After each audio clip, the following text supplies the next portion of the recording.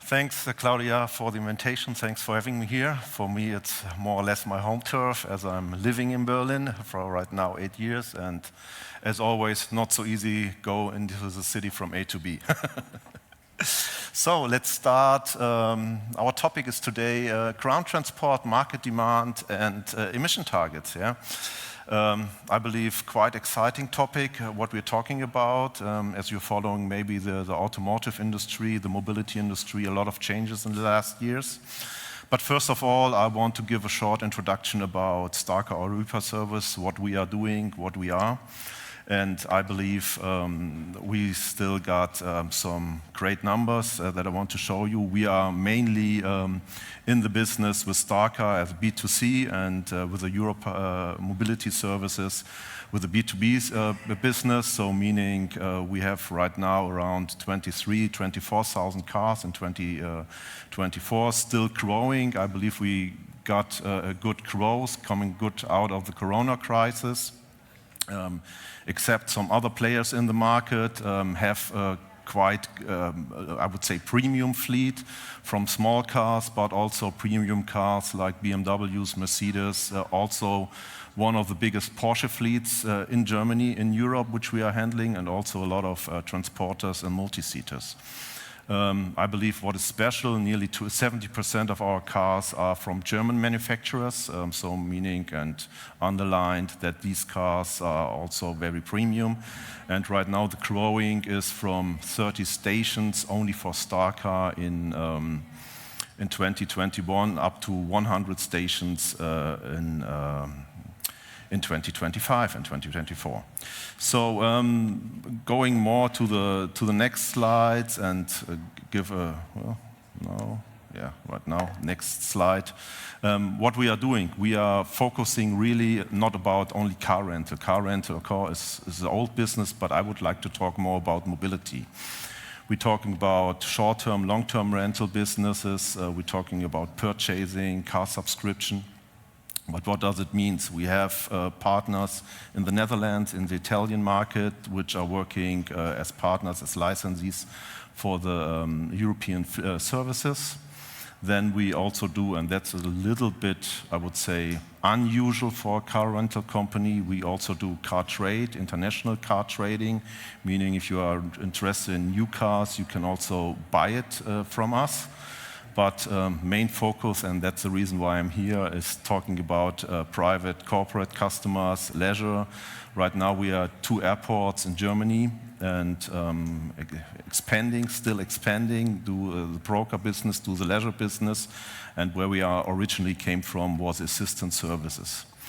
We have licensees and franchise partners also at StarCar, and one new thing from last year, we started with car subscription, and which is also quite a, even if it's not new, but also a success story. We right now have a 3-digit number of cars in our fleet only for car subscription. That's shortly about StarCar, our repair service, and now coming back to, let's say, the main focus of our targets, of our discussion today. What do we see? What we clearly see is a 2035 ban from ICE, from new registration from ICE cars. Someone of you are following the news yesterday. Ursula von der Leyen said, yeah, we have to think over if it's 2035, maybe it's later. There's a trend, but we have right now still the target that our new ICE cars are not allowed to do a new registration from 2035 on. Then we have the Corporate Sustainability Reporting Directive. Even the word said it's a, I would say, a big thing, yeah, and not so easy to handle, yeah. And out of this, it's coming from the European Green Deal. Out of this Green Deal, we have to take a lot of focus on the CO2 emissions, meaning what do we have to do if we have to build up some infrastructure for alternative fuels, not meaning only going into electric or in charging station, but also searching for alternatives for hydrogen fuels or hydrogen fuel stations. What we also see in the European Union is we got restriction. We got restriction, local bans, for example, in some cities in Germany and in other European cities, you are not allowed to drive with diesel cars in some streets, yeah? You are not allowed, for example, if the air pollution is getting too high, for example, in Madrid or in Stuttgart, to go with your combustion car into the inner circle of the city. So meaning you can only go with an electric or zero emission car into the city, yeah? And the third point, what we clearly see from the government regulations is clearly higher taxation of the ICE cars, meaning of the combustion cars. Even right now in Germany, from the 1st of January on, you have a much more higher taxation than the year before, even while you have on full electric cars or on plug-in hybrids less or nearly zero taxes to pay. And like cities Hamburg or Berlin, you have to pay extra fees if you're driving or parking with combustion engines. In other cities, you have free parking only by using EV cars. Yeah, for example, not having it in Germany, but the registration in most of Italian cities are completely free, and parking is completely free if you have a fully EV car. So going to the next slides. Give me a second. I have to press a little bit harder, I believe. What do we see on the corporate sector? And as we're talking about the market demand, we see that the bigger companies, that the DAX companies already set their travel policies, meaning, hey, you are only allowed to drive with fully electric or plug-in hybrid cars, yeah? But also having a mix of it between it, and meaning for us, clearly, if we talk them, if we want to get together, we can only offer fully electric fleets, yeah? And if you even see it for company cars, a lot of company car drivers are only allowed to order new vehicles and not allowed to order ICE cars, for example, yeah? Even we have the tax benefits, meaning if you're driving a company car, you pay a quarter of it or you pay a half of it for the taxation of your company cars. That's what we clearly see. What is an advantage, of course. And what do I see in the last few years is clearly a shift between owning a car, the personal possession of having a car, and the usage of the car, meaning I don't need to use a car. If you take a look at Berlin City, for example, high density of people who are living together, you cannot pay the parking slots, you don't find a parking place, so it's much more easier to use a car, for example, with car sharing or rental cars, than instead of own a car, where you have to pay parking fees, taxes, insurance, and so on. For the travel, what we clearly see, if we talk about travelers coming to Germany, they don't ask to fully electric cars. They ask more for the old style ICE combustion cars, traveling around, go a longer distance, no hassle with the charging and so on. That is still a point, yeah? And so I believe the EV adoption completely differentiates from company and from the purpose of travel. But also there must be some trade-off between profitability and sustainability. So what we are doing right now at StarCar Europa Service, we are really focusing on making more the customer,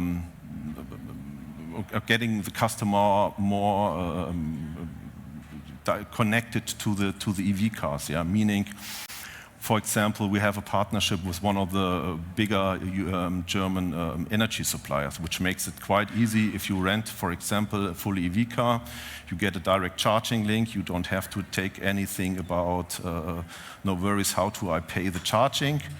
You activate the link and the charging fees are immediately added to your rental contract. We also try to take our sales managers, to take our counter agents, and to connect them more and say, hey, that's the advantage of a fully EV car. But also we take a look more on the technical point of view, which means if we're talking about the telematics and so on, give some incentives to the customers who driving very sustainable, who driving carefully and so on. And that is even a good way to do it with telematics and even be transparent on the damage, on the handling of the car and so on. Other things, I believe, quite normal, but not so usual for the rental industry. We are doing the whole contracting thing only digital, yeah? Not that you have to write any paperwork anymore, double or 3 times or something like this. You can do it paperless. And of course, all the other stuff, very new cars in the fleet with low consumption, with low emission, with E10 fuels, for example. All the cars can be used with E10 fuels, with a biofuel share, so that is quite safe.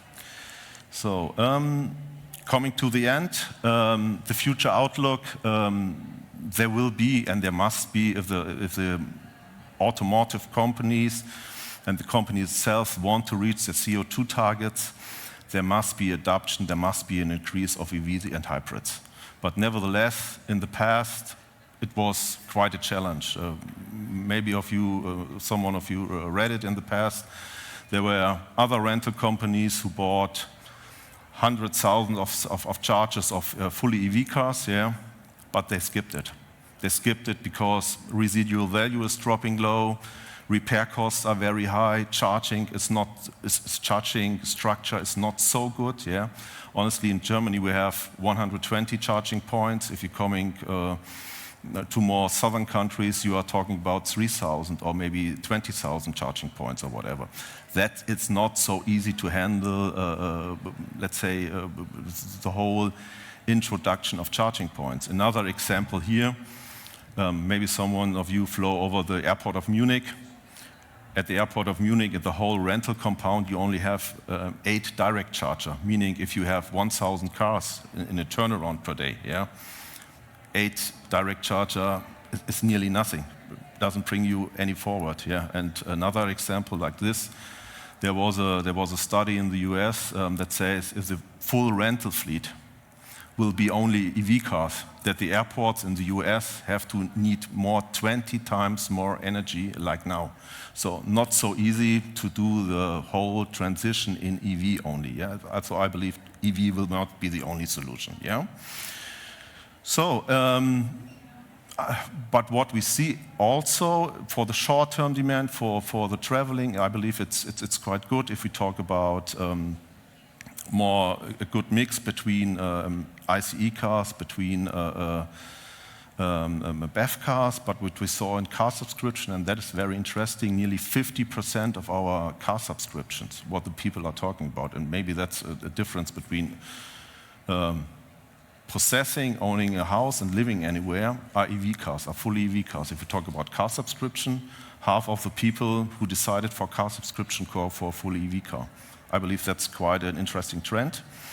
And yeah, also we still need to differentiate between an urban mobility in Berlin, in Hamburg, in Munich, and the rural mobility, meaning outside, you don't have a charging infrastructure. You cannot run always with an EV car. You drive longer distances only if you maybe do the charging at home, yeah?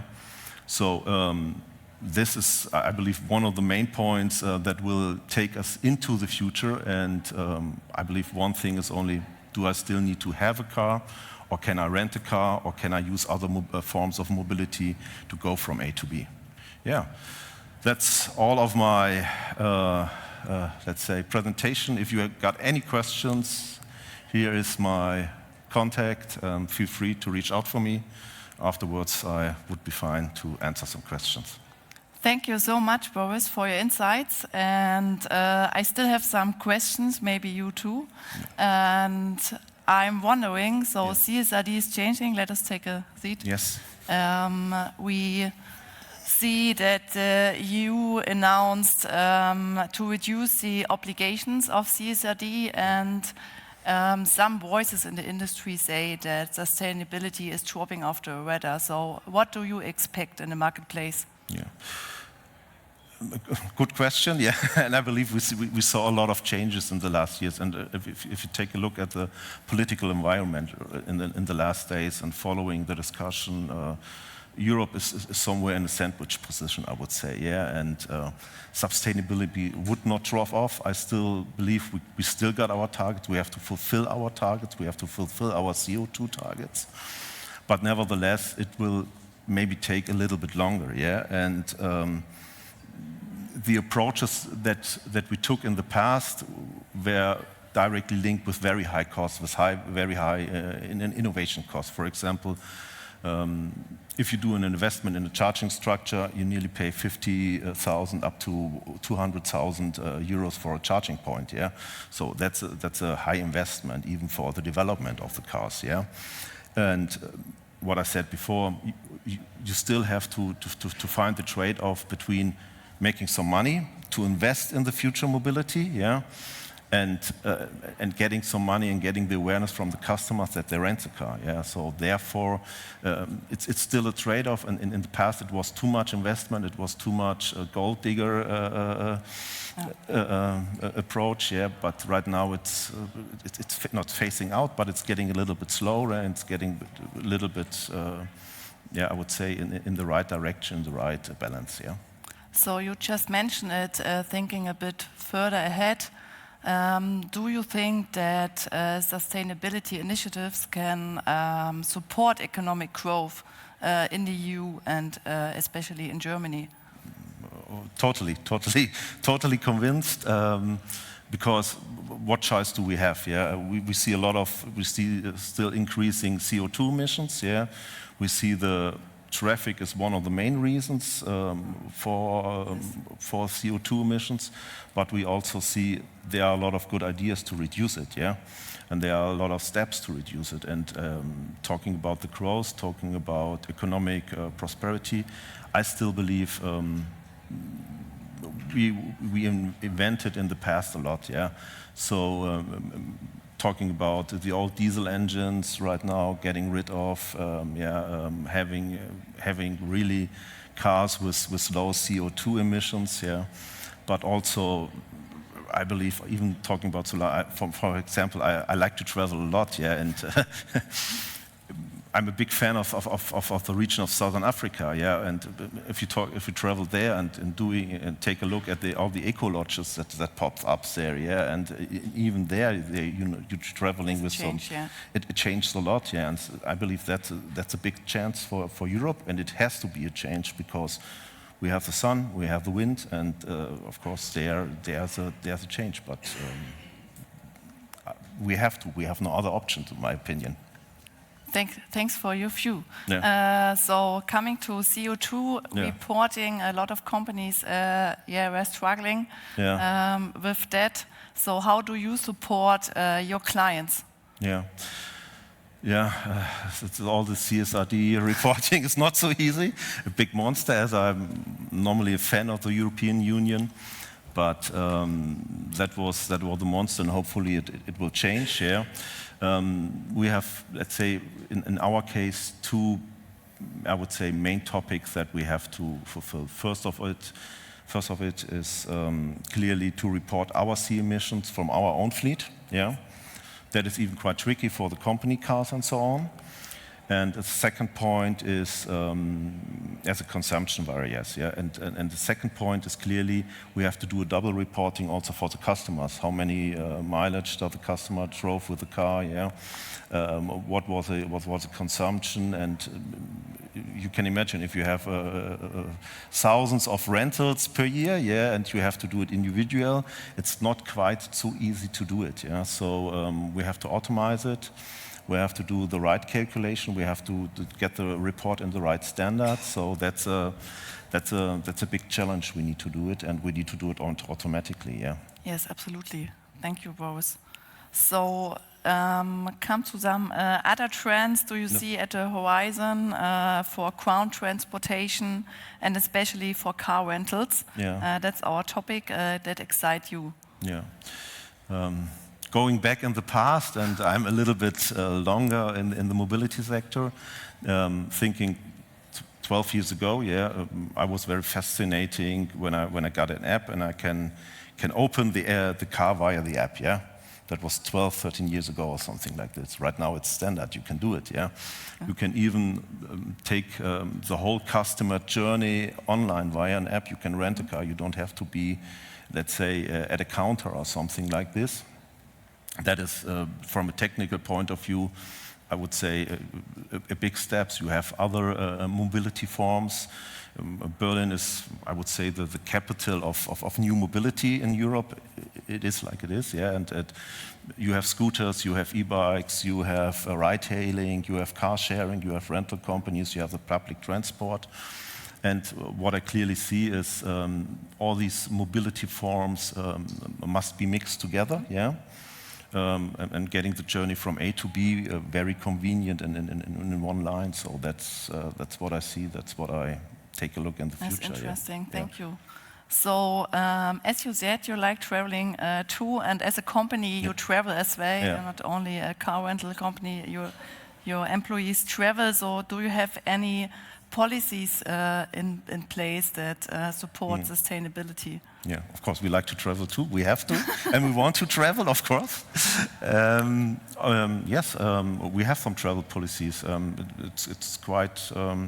It's quite easy. We have policies where we clearly say at a certain distance you are allowed to fly. Under a certain distance you have to take public transport. Even we as a car rental company take public transport like the Deutsche Bahn. Myself, if I go to Berlin Airport, for example, I used to have car sharing, yeah. But even other car policies are, we try to convince our employees who driving with our cars, who have company cars, for electromobility, and nearly 50% of our employees take a fully electric car. Yeah, not because they are not forced to do it, because they are willing to do it. Yeah, and that's I believe that's a big advantage. Yeah, and also take a look at the driving behavior, how to drive with a car, how much the consumption is, and also talking about online meetings, not to choose which meeting is really necessary to do it one-on-one, or can we do it online? Yeah. So that are, let's say, our main focus, and also take a look for the fuels, that we choose the right fuels. Even there you can save a lot of CO2 emissions. Yeah. Sounds really good. So we come to some innovations. Self-driving cars in Europe, not yet in place, but in the USA, we already have self-driving cars on the streets. So when do you expect them within Europe? Also good and very interesting question. I believe that was one of the questions. As I said, I'm a little bit longer in the mobility industry, and I know discussions from 10 years ago where we're talking about autonomous drive. There we still had the discussions how we can do it, how far are the manufacturers, and for those of them who are not into the business, there are 5 levels of autonomous driving. 5 is a fully autonomous driving level, and right now we are somewhere in the middle between 3 and 4, in Europe, and take a look at the manufacturers. They are stepping out of the business. They are somewhere in between place 3 and 4. Mercedes, for example, has 2 S-classes who are driving around on level 4. But with all the regulation in Europe, it's not so easy to do it fully automated. We have the example, but we have other examples. As you said, we have 250 cars in the US and in San Francisco from Waymo, which are driving.